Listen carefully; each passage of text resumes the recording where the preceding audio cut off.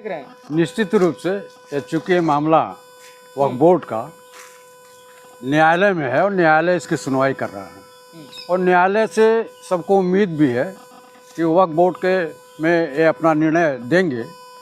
क्योंकि इनके जो सॉलिसिटर जनरल हैं उन्होंने समय भी मांगा था, आज गए भी थे, तो सुप्रीम कोर्ट ने, माननीय सुप्रीम कोर्ट ने 1 सप्ताह का समय दिया है।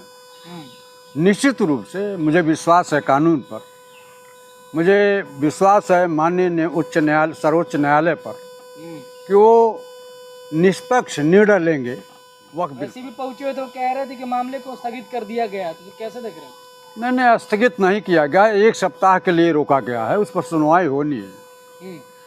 और कुछ चीज़ों पर उन्होंने कहा भी है कि जो वस्तु स्थिति है वक्फ बोर्ड की ज़मीनों पर, उस पर कोई कार्रवाई नहीं होनी चाहिए, तब तक के लिए रोक है, तब तक के लिए इस पर कोई निर्णय नहीं आता है। लेकिन ये तो सरकार का बेवजह समय खर्चा हो रहा है ना, पार्लियामेंट से पास हो गया तो पास तो होगा ही। लेकिन बिना बहस के ये हुआ था, जबरिया कराया था और सरकार बिना किसी पक्ष के हित के अपने हित की बात करती है। आपको बताऊं, अरे तो मुसलमानों के पक्ष में ही तो हुआ ही। कहाँ किसी के पक्ष में? सर, क्या किसी मुसलमान ने कहा था? 1 करोड़ पत्र लिखा गया ईमेल के जरिए प्रधानमंत्री मोदी को।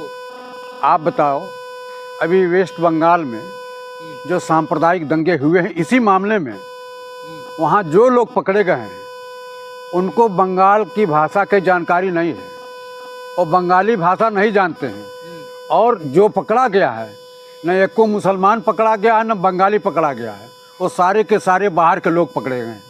तो इसलिए आपको बता रहा हूँ। पूरा कांग्रेसी मुस्लिम समर्थक है क्या? अच्छा, इस देश में सामाजिक समरसता बनाने के लिए, सांप्रदायिक सद्भावना बनाने के लिए किसी भी कौम की मदद करना, किसी भी कौम के हित की बात करना। तो आप लोग हिंदुओं के बारे में बात करते नहीं, जहां मुसलमान की बात आता आप लोग कुछ जाते सड़क पे। कहीं हिंदुओं की बात आई है और हम लोग उनके साथ नहीं रहे। बनवाने में आप लोगों ने विरोध नहीं किया? राम मंदिर बनवाने में हमने विरोध नहीं किया।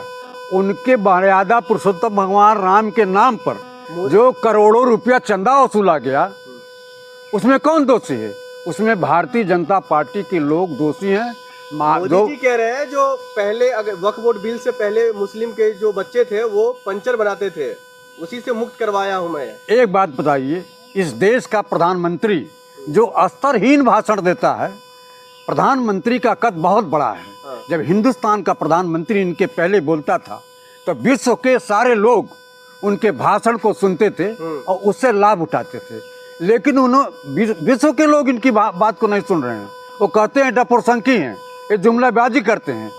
आप बताइए कि पंचर जोड़ना केवल मुसलमान ही जोड़ता है क्या? आप चलिए ना, जो गरीब परिवार का हिंदू है वो भी पंचर जोड़ता है। प्रधानमंत्री केवल पंचर जोड़ने की बात करते हैं। मोदी जी मुस्लिम समुदाय के लोगों को विकास की बात करते हैं, इसलिए वो बिल लेकर आए हैं। आप लोग विरोध करने पर उतर गए। मैं आपकी बात से सहमत हूँ, लेकिन आप ये बताएं कि राज्यसभा में, लोकसभा में, विधानसभा में कितने मुस्लिम लोगों को प्रतिनिधित्व नरेंद्र मोदी ने दिया है? अगर 1% नरेंद्र मोदी ने उस कौम को प्रतिनिधित्व दिया है तो मैं आपकी गुलामी करने को तैयार हूँ। आप जहाँ उनका प्रतिनिधित्व करने की बात है वहाँ आप उनको हक नहीं देते हैं और कानून बना करके कहते हैं कि मुसलमानों के हित की। मोदी जी सबके साथ है, वो किसी हिंदू धर्म या मुस्लिम धर्म या कोई धर्म के पक्ष में नहीं रहते। आपको बताऊं, नरेंद्र मोदी न हिंदुओं के हितैषी हैं न मुसलमानों के हितैषी, एक केवल अपने हितैषी हैं। जहां इनके कुर्सी की लाभ होगा वहां हित की बात करेंगे। अभी आपको बता रहा हूं, इलाहाबाद संगम पर जो हजारों हजार हिंदू मरा है स्नान करने के समय, कितने हिंदुओं को इन्होंने मुआवजा दिया? Railway station. अरे योगी जी पर भरोसा रखिए, योगी जी और मोदी जी पर भरोसा रखिए, सब ठीक हो जाएगा। ये दोनों विश्वासहीन आदमी हैं, इन दोनों लोगों पर भरोसा नहीं किया जा सकता। एक कहता है बटोगे तो कटोगे।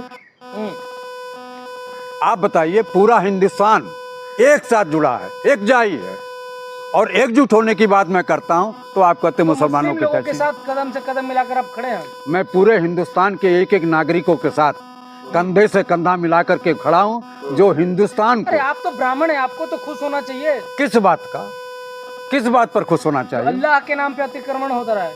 और राम के नाम पर अतिक्रमण नहीं होता है। राम के नाम पे मर्यादा पुरुषोत्तम भगवान ने हाँ, आम गरीबों को से जुड़ने के लिए सेवरी के जूठे फल खाए हैं और उनके प्यार और मोहब्बत को आप समझने का प्रयास करिए कि जो पिछड़ा वर्ग है, हिंदुस्तान का प्रधानमंत्री उनसे नफरत करता है। अरे यही एकता के तो संदेश इस वक्फ बोर्ड से दे दिए है मोदी जी।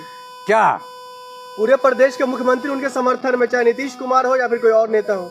अब आपको बताऊं, अभी मुसलमानों के इस पर आए हैं, अब ये ईसाइयों पर जाएंगे। ये केवल जमीन का बंटवारा करके अपने राष्ट्रीय स्वयंसेवक संघ के लोगों के बीच में बांटना चाहते हैं। नीतीश कुमार तो निष्पक्ष है ना, वो नेता, वो भी समर्थन दिए हैं। नीतीश कुमार की कलाई नरेंद्र मोदी ने खोल दिया। हाँ। जो धर्म निरपेक्षता का चादर ओढ़े हुए थे, उनको, पासवान को। अरे नीतीश कुमार चाणक्य है, मुसलमानों को मिला लेंगे फिर से। क्यों चाणक्य को अपमानित करते हो भैया? चाणक्य प्रकांड विद्वान थे। तो नीतीश कुमार भी तो विद्वान है। क्या बात करते हैं आप बताइए, एक भरे मंच पर एक महिला के साथ किस तरह से दुर्व्यवहार कर रहे हैं, उस आदमी को आप चाणक्य कहेंगे? चाणक्य हिंदुस्तान में कोई नहीं है। चाणक्य के नाम को बदनाम न करिए। चाणक्य वो महान व्यक्ति है जो राजा चंद्रगुप्त को हटाने के लिए चुरकी तक बांध लिया था और उन्होंने दही डाला, मट्ठा डाला। ये भी तो देखिए, नीतीश कुमार वोट बैंक की राजनीति छोड़कर धर्म की बात कर रहे हैं, राष्ट्र की बात कर रहे हैं। आपको बताऊं, उन्होंने लोगों के साथ विश्वासघात किया। जिनके वोट लेते थे, जिनके मत लेते थे, जिनके वोट के आधार पर सरकार बनाते थे, उनको सीधे सीधे धोखा दिया। उनकी कलाई नरेंद्र मोदी ने खोल दे रहे हैं ना नीतीश कुमार। कहाँ राष्ट्र के साथ?